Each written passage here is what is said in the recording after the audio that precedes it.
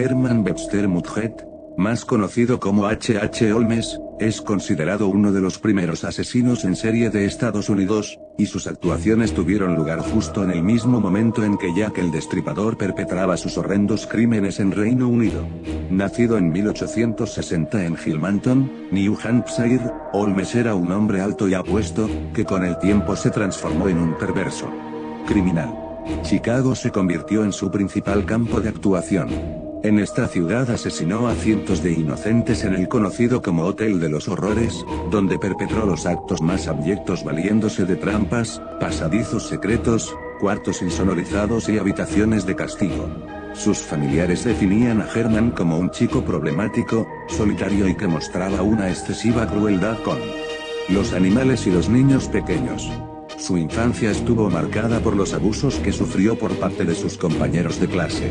Una vez le obligaron a tocar un esqueleto humano que robaron de la sala de anatomía, aunque esa circunstancia, más que asustarle, le provocó una fascinación absoluta por los cadáveres y todo lo que estuviera relacionado con la muerte, lo que le llevó a estudiar medicina. Tras graduarse en 1884, Holmes empezó a meterse en toda clase de negocios turbios, robaba cadáveres de la universidad para experimentar con ellos y para defraudar a las compañías de seguros tras haberles cambiado la identidad. Sus estafas eran de tal calibre que llegó a vender una cura contra el alcoholismo o comercializar una máquina que convertía el agua en gas natural. Pero su éxito como estafador llegaría cuando tomara conciencia de su potencial como conquistador. Valiéndose de su físico, Holmes sedujo a mujeres ricas encantadas de poder ayudarle. El periodista John Bartlow Martin describe a Holmes como un caballero de la moda, mentiroso, tortuoso y hábil manipulador de empresas increíblemente complejas. Su primera víctima fue Clara Lovering, una chica de familia rica que pagó sus estudios de medicina y con la que acabó casándose y teniendo un hijo. Tras licenciarse en la Universidad de Michigan, Holmes abandonó a Clara e inició una relación con una joven y atractiva viuda propietaria de varios hoteles. Cuando la hubo arruinado, Holmes huyó a Nueva York donde trabajó como médico durante un año. En 1885, se trasladó a Chicago, donde su modus operandi no cambió. Siguiendo con su papel de seductor, logró que la joven y millonaria Myrta Belknap cayera en sus redes.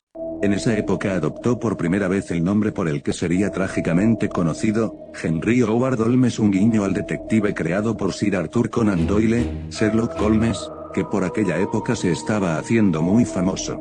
Tras casarse con Myrta falsificó unas escrituras de propiedad y estafó $5.000 a su recién estrenada esposa.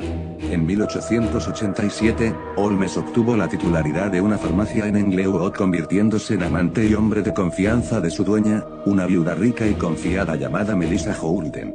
Un día, él se quedó con todo su dinero y ella simplemente desapareció.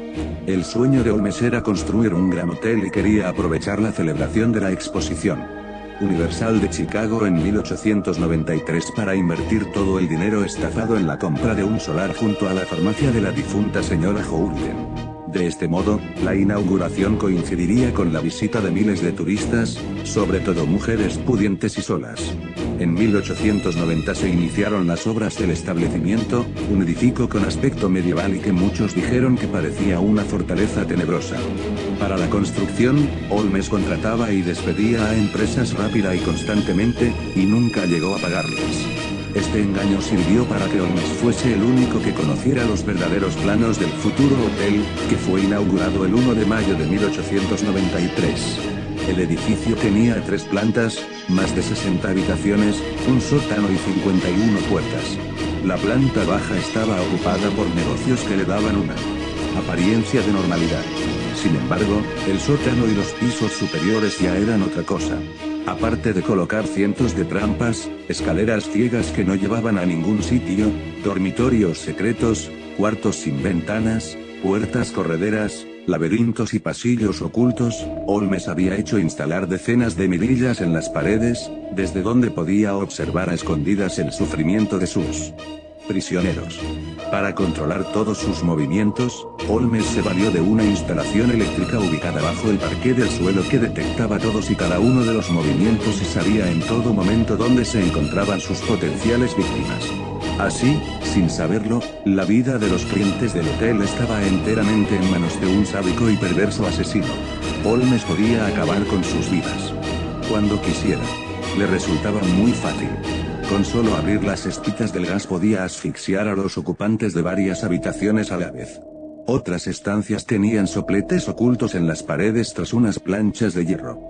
Un montacargas y 2 toboganes servían para trasladar los cadáveres a una bodega donde eran disueltos en ácido sulfúrico, reducidos a polvo en un incinerador o sumergidos en cubas llenas de cal viva. Holmes también torturaba a sus víctimas antes de acabar con su vida.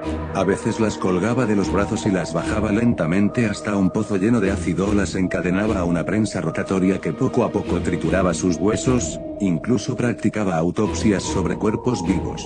Una de sus famosas habitaciones era la llamada El Calabozo. Tras la clausura de la Exposición Universal, los beneficios de Holmes descendieron considerablemente. Entonces tuvo la brillante idea de incendiar el piso superior del hotel para así poder cobrar el seguro, que ascendía a $60.000. Pero para su desgracia fue descubierto y tuvo que huir a Texas, donde siguió con sus estafas hasta que finalmente fue detenido y enviado a la cárcel por primera vez. Tras pagar la fianza, Holmes volvió a tramar una nueva estafa. Un hombre llamado Benjamin Pitefeld, al que fichó como cómplice, debía contratar un seguro de vida con una compañía de Filadelfia. Más tarde, Holmes haría creer a la aseguradora que Pitefeld había muerto y para ello mostraría un cadáver anónimo desfigurado por un accidente. Una vez realizado el engaño, la mujer de Pitefeld cobraría la prima y la repartiría con Holmes. Pero Holmes lo quería todo para él, así que mató de verdad a su cómplice para hacerse con la totalidad de la indemnización. Semanas más tarde, Holmes también se deshizo de la esposa e hijos de Pitefeld. Cuando todo hacía suponer que el criminal se saldría con la suya, un antiguo compañero de celda llamado Marionette G. Petro denunció a la policía por otro desfalco a una compañía de seguros. Holmes le debía $500 de un antiguo trabajo y como sabía que nunca iba a cobrar, lo traicionó.